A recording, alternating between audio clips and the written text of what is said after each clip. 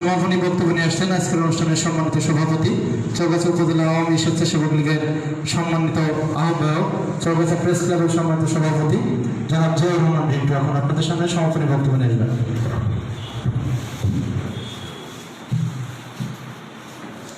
সম্মানিত উপস্থিতি, বাংলাদেশ আওয়ামী স্বেচ্ছাসেবক লীগ চৌগাছা শাখা এবং এই চৌগাছা উপজেলার আজকে এখানে উপস্থিত সকল ইউনিয়ন পর্যায়ের নেতৃবৃন্দ, মঞ্চে উপস্থিত আমাদের সর্বশ্রদ্ধেয় নেতাগণ, আপনারা তাদের পরিচয় ইতিমধ্যে শুনেছেন। আসলে আমরা অনেকে অনেক কথা বলতে চাই, বলতে পারি না। দীর্ঘ 7 বছর আমরা আজকে যে কারণে এই স্মরণসভা করছি, সেই কারণটা একটাই, আমরা এই খুনের বিচার চাই। বিচার চাওয়ার আগে কয়েকটা কথা আসলে আমার এখানে না বললেই না। সেটা হচ্ছে এই 2013 সালের 26শে সেপ্টেম্বর আনুমানিক 2টার দিকে আমার ভাই জিল্লুর রহমান মিন্টু, তাকে হত্যা করা হলো সিংহজলি শহীদ মশিউর রহমান স্কুল মাঠে, প্রকাশ্য দিবালোকে মানুষজনের চোখের সামনে মেরে গেল সিংহজলির জাহাঙ্গীরপুর গ্রামের শামসুল হকের ছেলে শামীম কবির ওরফে কিলার শামীম। তার সাথে কে কে ছিল? তারই বোনাই আর এক পেশাদার খুনি মোখলেসুর রহমান নান্নু, যশোরের আর এক পেশাদার খুনি টিপু সহ 9 জন। সেই ঘটনায় মিন্টুয়ার লাশ চৌগাছা থেকে যখন আমরা যশোরে নিলাম, পোস্টমর্টম শেষে সেই লাশ নিয়ে হঠাৎই দেখলাম মিছিল শুরু হলো, বিএনপি জামাতের কালো হাত ভেঙে দাও, গুড়িয়ে দাও।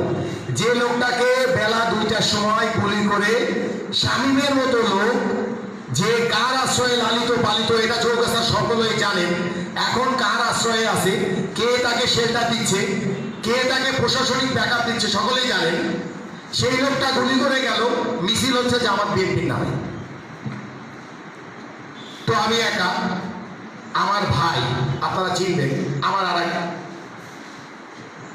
খুবই শ্রদ্ধেয়, আমার সর্বোচ্চ সম্মানীয় ভাই, যিনি আমার মিন্টু ভাইয়ের পরে ইউনিয়ন চেয়ারম্যান ছিলেন, রেজাউর রহমান রেন্দু, পাথরের মূর্তির মতো দাঁড়িয়ে আছেন। আমার সাথে আমার যশোরের 3 বন্ধু, আমি, চৌগাছা কিছু ভাইরা, তখন সকলকে আমি ওইভাবে নামটা আসলে মনেও নাই। আমাকে একজন বলল, ভাই হত্যার বিচার চাইলে তোমার মাকে নিয়ে আসো। আমি যে আমার মাকে দিয়ে বললাম যে আপনি কি আপনার ছেলে হত্যার বিচার চান? মা বললো হ্যাঁ চাই। আমি বললাম চলে না। আপনারা চিন্তা করে দেখেন, একটা 70 বয়সী বৃদ্ধা তার ছেলে হত্যার বিচারের জন্যে তার ছোট ছেলের হাত ধরে বড় ছেলের লাশ ঘাড়ে করে দাঁড়িয়ে গেল দেওয়ার নাই। আমরা বললাম মিছিল করতে দেবো না, প্রকৃত খুনির নামে মামলা হবে, তারপরে মিছিল। লাশ নিয়ে বসে গেলাম দেওয়াটা ট্রাফিক আইল্যান্ডে। তখন এসপি সাহেব ছিলেন জয়দেব কুমার ভদ্র। কিছুক্ষণ পর উনি এলেন, এসে বললেন আপনি কি চান? আর আমি কিছু চাই না, আমি কারোর নামে মিথ্যা মামলা হইতে দেবো না, সঠিক মামলা করেন, প্রকৃত আসামিদের খুঁজে বের করেন। আমি জানি এবং আমরা অনেকেই জানি, আমাদের একটা ধারণা আছে বাংলাদেশ পুলিশ চাইলে 24 ঘন্টার মধ্যে অপরাধী গ্রেপ্তার করা সম্ভব। আমরা জানি কিনা? জয়দেব কুমার ভদ্র আমাকে বললেন, আমার এটা জানা ছিল না। আমি খুব অবাক হলাম, একজন পুলিশ সুপার এটা উনি জানেন না। যা হোক, উনি বলল আপনি বাসায় যান, লাশ নিয়ে যান, দাফন কাফন করেন, প্রকৃত দোষীদের বিচার হবে। আমরা বাসায় এলাম, লাশ জানাজা করলাম। আমার ভাইয়ের লাশ কবর দেওয়ার আগ পর্যন্ত গুলিবিদ্ধ লাশ, তো মানে এমন এমন জায়গায় তার গুলি লাগছিল, পেটের এখান থেকে লেগে এখান থেকে বেরিয়ে গেছে, এখানে লাগছে, এখানে গুলি করে মৃত্যুটা কনফার্ম করা হয়েছে। তো যাক, ভাইয়ের লাশ কবর দিলাম 27 তারিখ। 28 তারিখ রাত্রে আমরা চৌগাছা থানায় মামলা করলাম। মামলা যখন লিখতে চাই, আমরা গেলাম একজন বিজ্ঞ আইনজীবীর কাছে, যে আইনজীবীকে আমার বাপ খুব ভালোবাসতেন, ছোট ভাইয়ের মতো দেখতেন। তিনি আমাকে বললেন, তুমি যদি অমুকের নাম দাও মামলা থাকবে না, তুমি যদি তমকের নাম দাও মামলা থাকবে না। তাই বললাম, চাচা আপনার কাছে আমি মাপ চাই, আমি কারোর নাম দেবো না, যারা স্পটে ছিল আপনি তাদের নাম দেন। পুলিশ যদি এই মামলা সঠিক তদন্ত করতে চায় তাহলে পুলিশই তদন্ত করে বের করুক আসলে এই মামলার সাথে কারা জড়িত। মামলা করলাম 9 জনের নামে। 1 নম্বর স্বামী, 2 নম্বর নান্নু, টিপু, আমিরুল সহ 9 জনের নামে মামলা করলাম। 28 তারিখে মামলা করলাম। মামলা করার পরে আর এক কাহিনী। মামলা করলাম আমাদের জেলা গোয়েন্দা শাখার, তখন মামলা পড়ল এসআই তোফায়েলের হাতে। এসআই তোফায়েল মামলা করার পরের দিনই এই মামলা 3 নম্বর আসামি টিপুকে অ্যারেস্ট করে ফেলল। তার 2-3 দিন পরে মামলার আয়ও কেন জানি চেঞ্জ হয়ে গেল।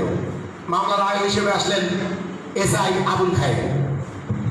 এসআই আবুল খায়ের আর তখন ডিবির যিনি ওসি ছিলেন, ওসি মনিরুজ্জামান সম্ভবত নাম, এখন উনি বোধহয় ইন্ডাস্ট্রিয়াল পুলিশে আছেন। মামলাটা ট্রান্সফার হয়ে গেল। আমি ঠিক বুঝে উঠতে পারলাম না। আমি তখন ঢাকার একটি পত্রিকায় সাংবাদিকতা করি। হঠাৎ একদিন প্রেস কনফারেন্সে বলা হলো যে মৃত্যু হত্যার মূল কারণ হচ্ছে পাওয়ার বিল দখল। আমি ঠিক বুঝতে পারলাম না কেন এই প্রেস কনফারেন্স। যা হোক, আস্তে আস্তে তদন্ত শুরু হলো। পুলিশের কাছে আমার একটাই দাবি ছিল যে ভাই সঠিক তদন্ত করেন, যারা এই মামলার সাথে জড়িত তাদের নামে অভিযুক্ত করেন, অন্য কাউকে দেওয়ার দরকার নেই। এরপরে ওনারা আবার এক একদিন টেলিফোনের কল লিস্ট দেখান, এক একজনের নাম বলেন। এইভাবে নাম বলতে বলতে ওনারা আওয়ামী লীগের সিনিয়র সহসভাপতি একজন মুক্তিযোদ্ধা আব্দুল সাত্তারের নাম পর্যন্ত বললেন। আমি বললাম যে বীর মুক্তিযোদ্ধা আব্দুল সাত্তার কি আসলে আমার ভাইয়ের হত্যার সাথে জড়িত?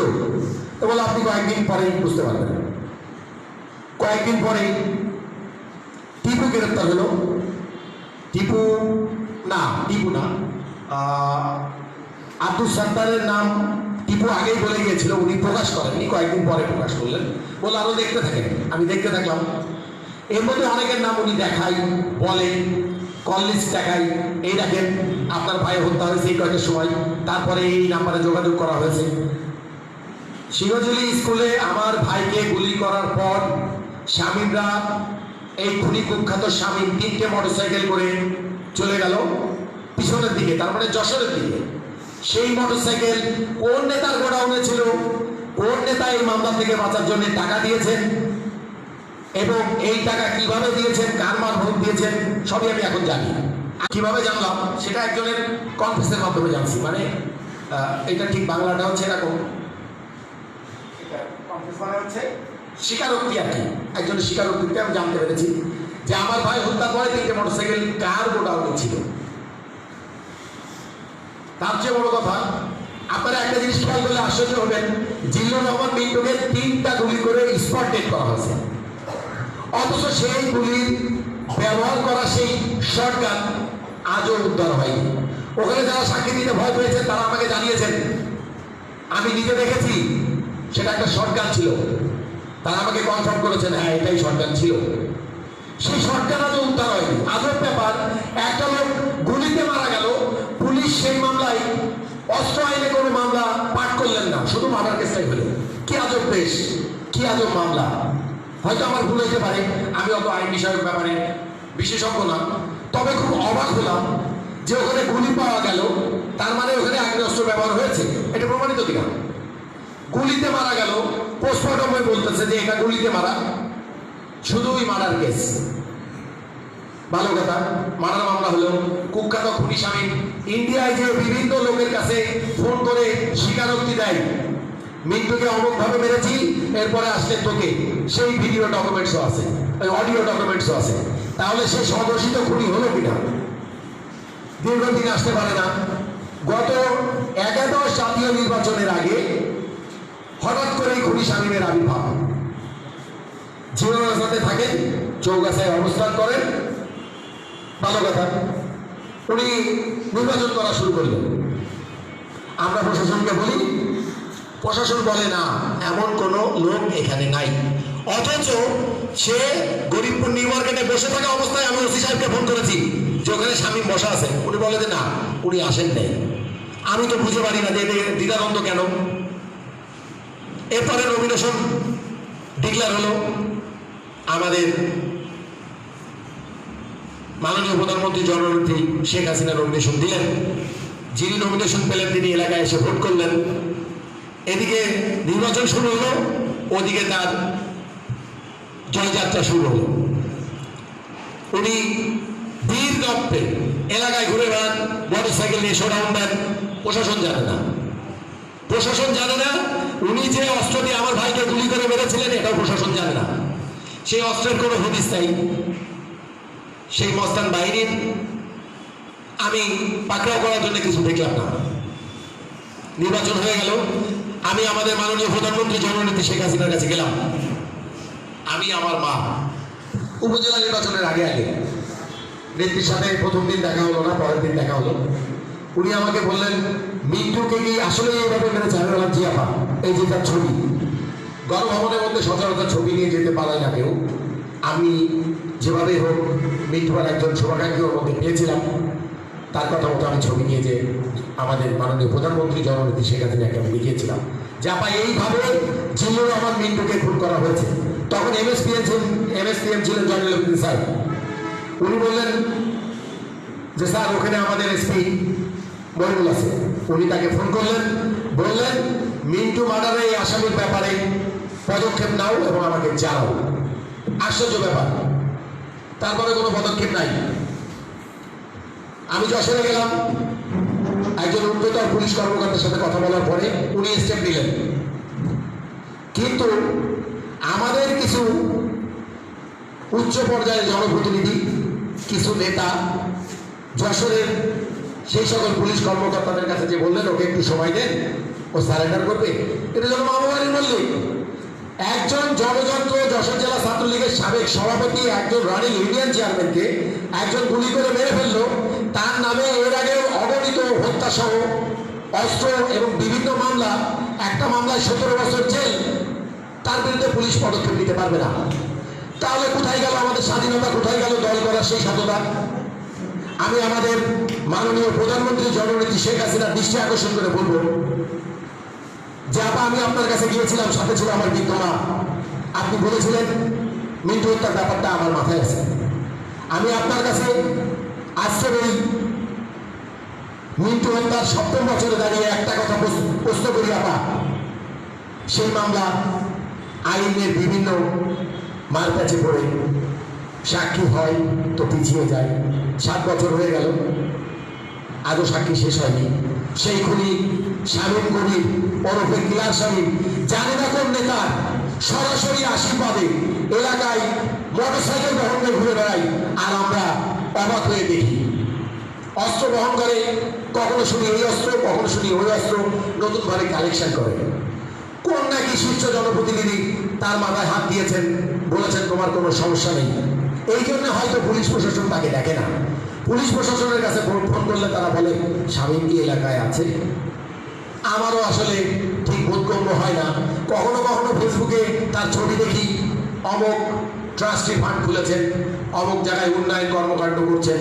কখনো তিনি যুবলীগ নেতা, কখনো চৌগাছা আওয়ামী লীগ নেতা, কখনো এমপি মহোদয়ের ছবি দিয়ে, উপজেলা আওয়ামী লীগের সভাপতির ছবি দিয়ে, সাধারণ সম্পাদকের ছবি দিয়ে উনি পোস্টার ছাড়েন। চৌগাছা শিরোজনী ইউনিয়নের কৃতি সন্তান শামীম কবির। একটু আগে আমাদের বক্তারা বলে গেছেন সুস্থ ধারার রাজনীতি চান। সেই সুস্থ ধারার রাজনীতি তো আপনারা করতেন। তাহলে জিল্লুর রহমান মিন্টু দিনে দুপুরে কেন মারা হলো? সেটা কি শুধুই বিল বাউল কেন্দ্রিক? আমি সবই জানি, এখন পর্যন্ত প্রশাসনও সবই জানতো, তারপরে প্রশাসন শেষ পর্যন্ত পৌঁছাতে পারেনি।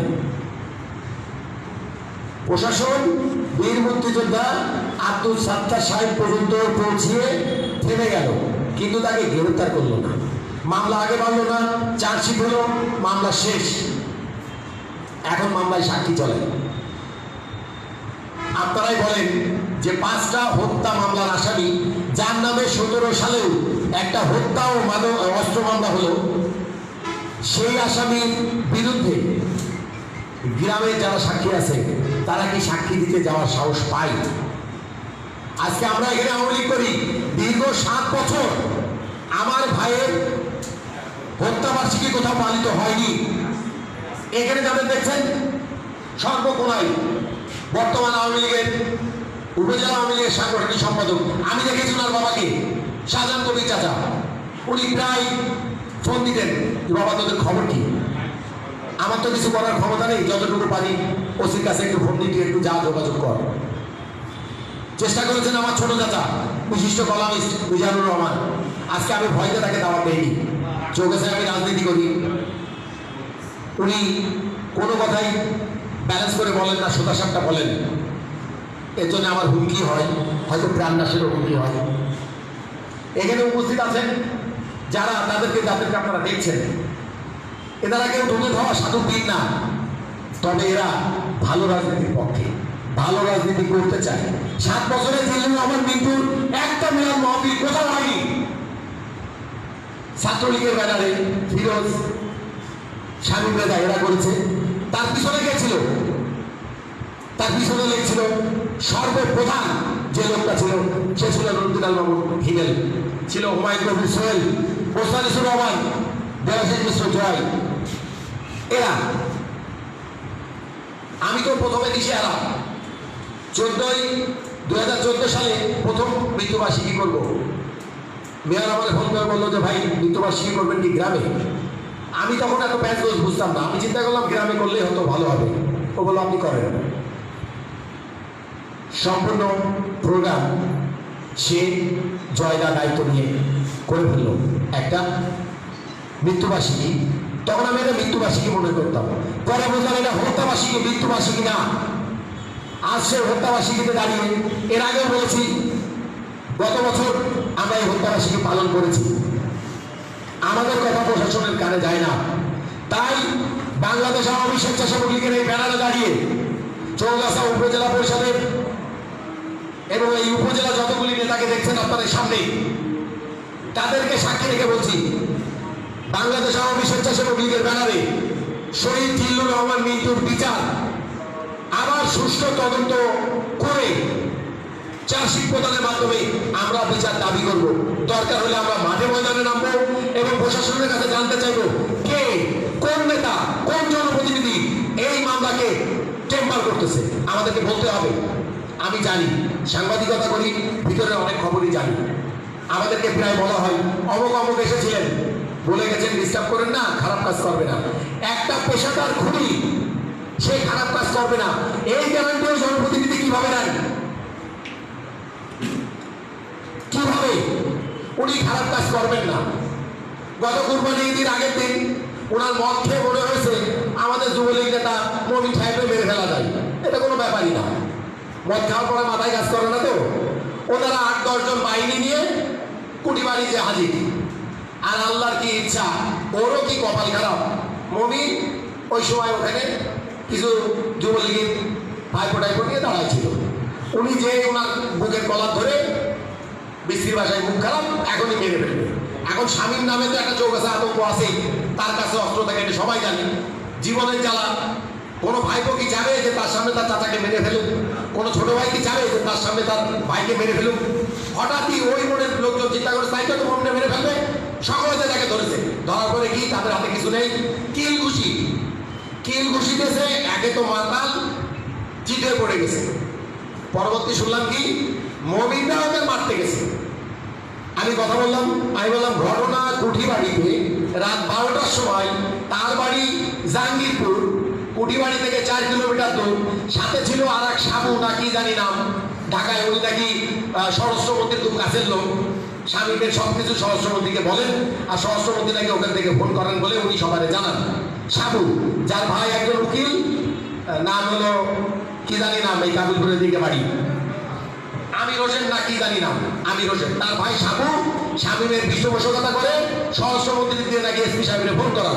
এই হলো আমাদের বর্তমান আওয়ামী লীগের অবস্থা। তারা গাড়িতে করে মারতে আসেন, মায়ের খান, দোষ হয় মমিনাদের মারতে গেছে। মমিনা ধরতে হবে, ক্রস ফায়ার দেখতে হবে, ক্রস ফায়ার দিতেই হবে। আজব ব্যাপার, মারতে আসলেন আপনি, মায়ের খেলেন গণপিটনি, ক্রস ফায়ারে দেবেন ওদের। অথচ সেই সন্ত্রাসী নামে থানায় 2 দিন মামলা হলো না, 3 দিনও হলো না, 7 দিনও হলো না, 7 দিন পরে যে মামলা হলো। তাহলে আমার প্রশ্ন হচ্ছে, এই খুনিকে চৌগাছায় পৃষ্ঠপোষকতা করতেছে কে? আমার ভাই খুন হয়েছিলেন উপজেলা ইলেকশনের আগে, সামনে পৌরসভা নির্বাচন। আপনাদেরকে জানিয়ে যাই, এই পৌরসভা নির্বাচনের আগে আবার সেই একই গ্রুপ চক্রান্ত করছে। আমাদের কাছে খবর আছে, প্রশাসনের কাছে আমার দাবি, আপনারা খবর নেন। এই চৌগাছাতে হত্যাযজ্ঞ চালানোর জন্য আবার এই মিশনে নেমেছে এই কুখ্যাত স্বামী। বিশ্বাস হলে আপনারা যাচাই করুন, নতুন অস্ত্র কালেকশনে আছে তার, নতুন লোকজন কালেকশন করতেছে, ভাড়া করতেছে, টাকা দিচ্ছে। টাকা পায় কোথা থেকে? এই স্বামী টাকা পায় কোথা থেকে? প্রশাসনের কাছে আমার প্রশ্ন, আপনারা খোঁজ নেন। কিসের ভয় আপনাদের? কোন নেতা ফোন করে, কোন জনপ্রতিনিধি আপনাদের বলে যে এই স্বামীমের মতো একটা কুখ্যাত সন্ত্রাসীকে ধরা যাবে না? আমাদেরকে জানান, রাজপথে আছি। আমি ফেসবুকে একটা স্ট্যাটাস দিয়েছি, 3 জায়গায় না, শহীদ জিল্লুর রহমান মিন্টুর হত্যাবার্ষিকী 50 জায়গায় পালন করুন। আপনারা তো স্বীকৃতি দিলেন জিল্লুর রহমান মিন্টুকে অন্যায়ভাবে হত্যা করা হয়েছে। যদি তাই হয়ে থাকে তাহলে স্বীকার করুন কারা খুন করেছে আমার ভাইকে। বলতে হবে সে খুনির নাম, পিছনে কারা, কোথায় ছিল সেই মোটরসাইকেল, কোথা থেকে আসছে অস্ত্র। আমরাও যেমন জানি, পুলিশও জানে। আমি মাননীয় প্রধানমন্ত্রী জননেত্রী শেখ হাসিনার দৃষ্টি আকর্ষণ করছি, হয়তো এই বক্তব্য তার কান পর্যন্ত পৌঁছাবে না। আমরা আওয়ামী লীগের সকলেই তাকে আপা বলে রাখি। আপা, আমি জিয়াউর রহমান ইন্টু, আহ্বায়ক চৌগাছা উপজেলা স্বেচ্ছাসেবক লীগ, সভাপতি চৌগাছা প্রেস ক্লাব, আজকে এখানে দাঁড়িয়ে আপনাকে সাক্ষী রেখে ঘোষণা করছি, যদি এই পেশাদার খুনি সন্ত্রাসীর বিরুদ্ধে এবং তাদের গডফাদারের বিরুদ্ধে ব্যবস্থা নেওয়া না হয়, আগামী মাস থেকে আমরা আন্দোলনে নামবো। চৌগাছা উপজেলা আওয়ামী স্বেচ্ছাসেবক লীগ সর্বস্তরের নেতাকর্মী নিয়ে আমি আন্দোলনে নামবো। আপনারা কি আমার সাথে একমত কিনা? কথা দিলাম, হয় এই সন্ত্রাসী থাকবে, নতুবা আমরা থাকবো। আমরা সুষ্ঠু ধারার রাজনীতি করতে চাই। ডক্টর মোস্তাফিজুর রহমান, নুরুদ্দিন মামুন হিমেল, দেবাশিস মিশ্র জয়, হুমায়ুন কবির সোহেল, ওয়াহিদুল ইসলাম, মানিক শাহ, আমি জিয়াউর রহমান মিন্টু। আর আমার এখানে চৌগাছা উপজেলার 11টা ইউনিয়নের আপাতত গঠিত হওয়া 8টা ইউনিয়নের প্রেসিডেন্ট সেক্রেটারি উপস্থিত, সাথে আমার নেতাকর্মীরা। ভাইরা, একটা কথা বলি, নেত্রী আমাদের একজন, আদর্শ আমাদের বঙ্গবন্ধু, নেত্রী আমাদের শেখ হাসিনা। নির্দেশ দেবেন তিনি, কেউ কোন নেতা পকেটে ঢুকে আওয়ামী লীগ করবেন না। আওয়ামী লীগের কান্ডারি জননেত্রী শেখ হাসিনা, নির্দেশ ঢাকা থেকে হবে, আমরা ঝাঁপিয়ে পড়বো। আপনারা রাজি কিনা? জোরে বলেন। চৌগাছা উপজেলা আওয়ামী স্বেচ্ছাসেবক লীগ কি এবং কি করতে পারে আগামীতে দেখিয়ে ছাড়বো ইনশাল্লাহ। আবেগে অনেক কথা বললাম, ভুল হতে পারে, ভুল হলে ক্ষমা করবেন। সামনে আবারও বলছি, পৌর নির্বাচন। এই খুনি চক্র এবং এই খুনি আবারও যশোর দিয়ে, সাতক্ষীরা দিয়ে, শার্শা দিয়ে খুনি সংগ্রহ করছে। আমাদের কাছে এই মর্মে খবর আছে। টাকা দিচ্ছে, কোনো কোনো ক্ষেত্রে কেউ কেউ আমাকে বলেছেন যে 2-1 বার নাকি তারা এই স্থান রেকি করে উঠেছেন।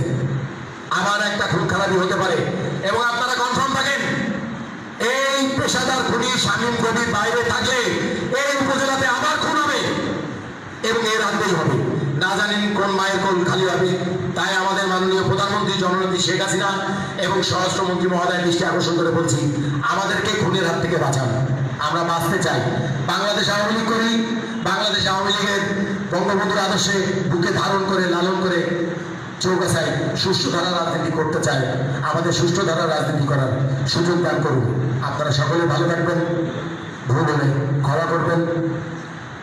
জয় জয়, জয় বাংলা, জয় জয়, জয় বাংলা, জয় বঙ্গবন্ধু, জয় হোক বাংলার মেহনতি মানুষের জয় হোক শেখ হাসিনা, জয় হোক বাংলাদেশ আওয়ামী স্বেচ্ছাসেবক লীগের।